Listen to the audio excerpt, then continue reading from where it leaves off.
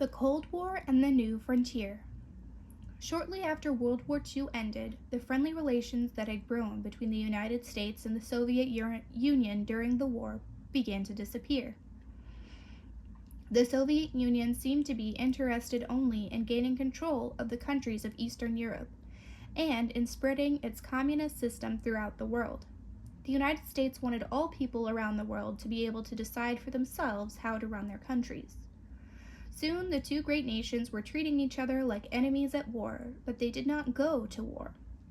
So this period came to be known as the Cold War era.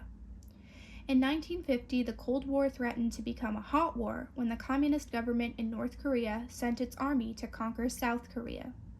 The United Nations voted to send troops to stop the North Korean attack, and President Harry S. Truman ordered United States troops to go to South Korea to serve in the UN forces.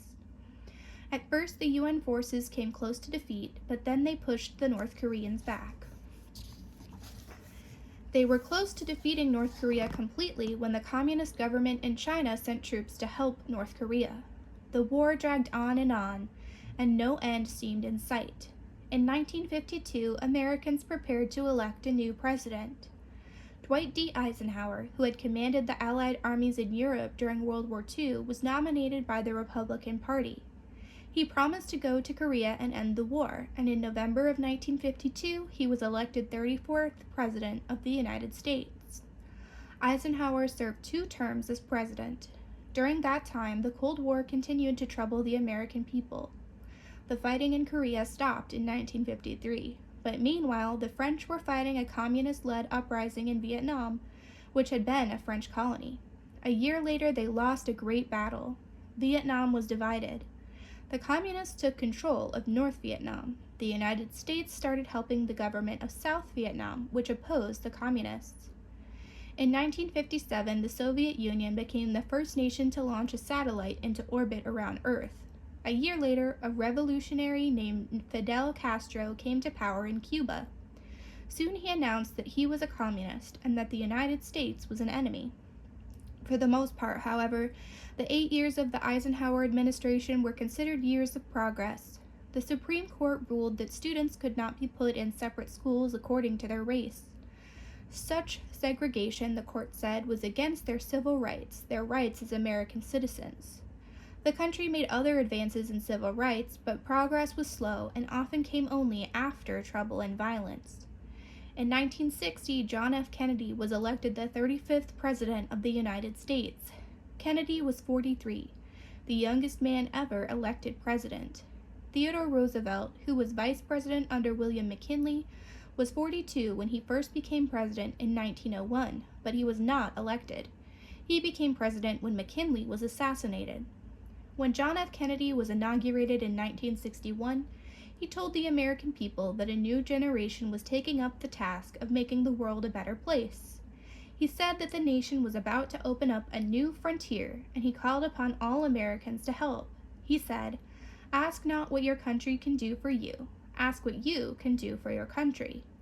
Soon young women and men around the country were becoming involved in government and helping to solve the problems facing the United States and the world.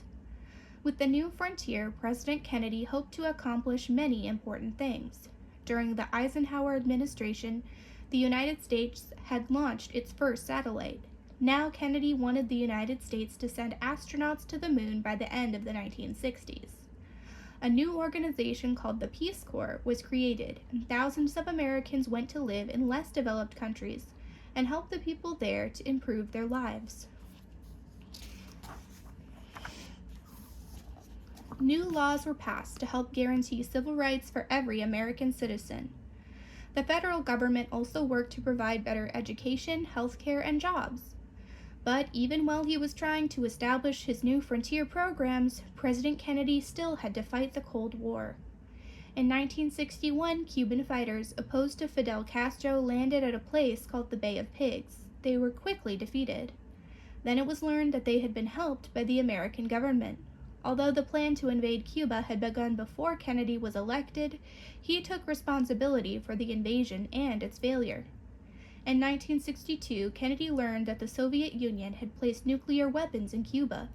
He demanded that the missiles be removed, and for a time it looked as if the two great powers would go to war, but finally the Soviet Union agreed to remove the missiles. Kennedy's success in the Cuban Missile Crisis brought him renewed popularity, but America's role in the growing war in Vietnam was beginning to cause problems. Like President Eisenhower before him, Kennedy had sent more and more military advisors to help South Vietnam in its war against communist guerrillas and North Vietnamese troops. Americans were beginning to disagree about U.S. involvement in the Vietnam War. John F. Kennedy's life came to a sudden and tragic end on November 22, 1963, when he was assassinated in Dallas, Texas. But the hopes and dreams of the new frontier did not die. The new president, Lyndon B. Johnson, asked the people to continue the work begun by Kennedy.